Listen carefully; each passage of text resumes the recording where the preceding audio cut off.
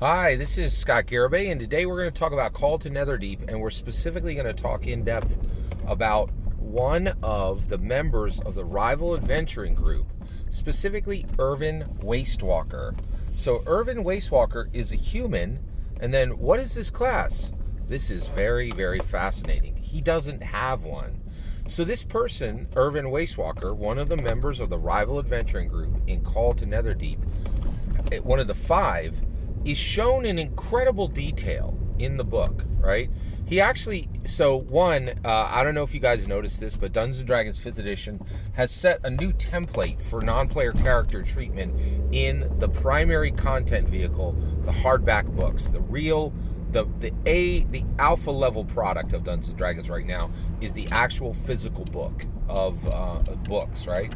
And in that physical book, what they've said is if you are a really, really special non-player character, you get a half a page of story, right? And this was done in Strixhaven. It's done again in Call to Netherdeep, where the top of literally cut the page in half.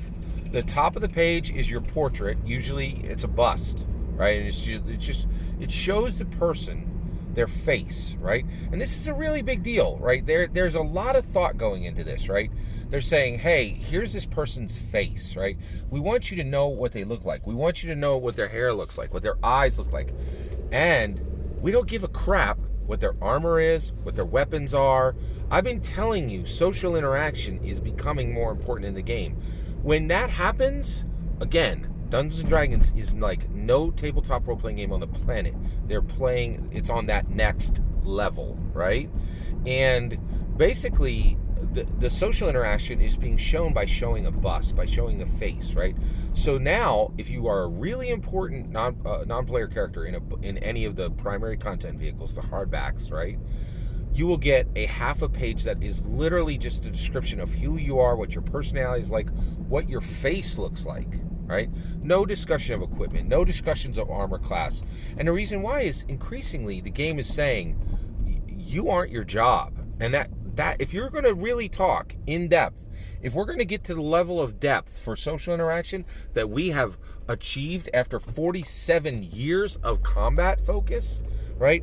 We're going to get into what is the spirit of a person? What is the soul of a person? What is the personality of a person? What is the character of a person, right? And this takes real execution across everything. And this is what I'm saying is Dungeons & Dragons is still leading the way. They're doing things that no other game, they don't even like little, indie hobby games that are created by people on the weekends. They don't have time or the staff to think about this, right? About making sure that social interaction is increased literally in the introduction of every single non-player character, not by the words, not by the art, but even the design, the layout, right? And so it's very, very deliberate, right?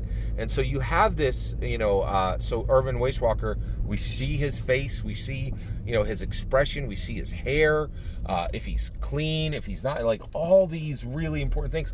And that takes the top quarter, so it's each non-player gets a half a page just for social interaction discussion, no mechanics whatsoever, right?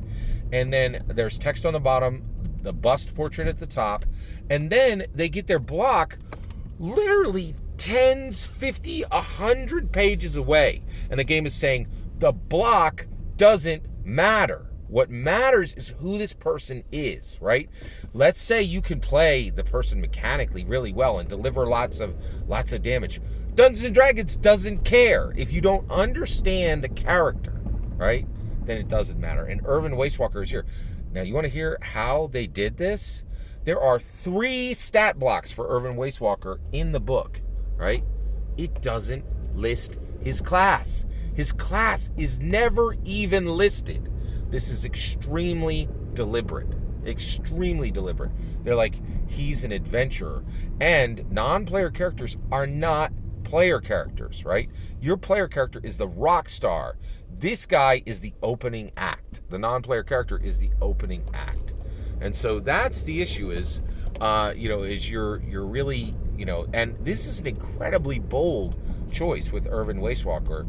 And he's not the only one. Maggie Keen Eyes also has no class listed, but the goblin, the water genasi, and the drow all do have classes listed.